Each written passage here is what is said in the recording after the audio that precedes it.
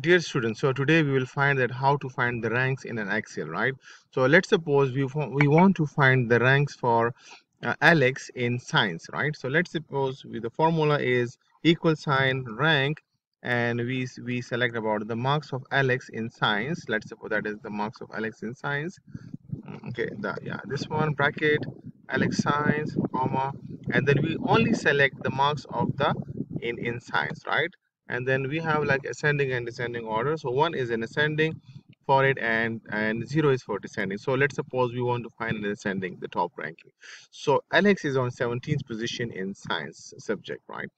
Now let's suppose for the George we want to find what is the position of George in maths, right? So rank.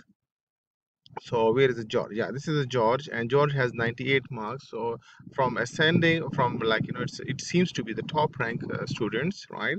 And then we select all the students' marks, comma, and let's suppose this time we go for descending one, right? So it's on 16th position from the downward, right?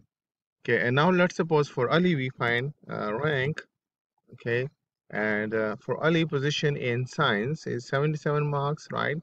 And then comma we select for example all the marks of science, or even you can select both maths and science, and overall what is the position, and then comma ascending. Okay, and this is 23 position in overall maths and science to all together. So thank you very much, and see you in the next video.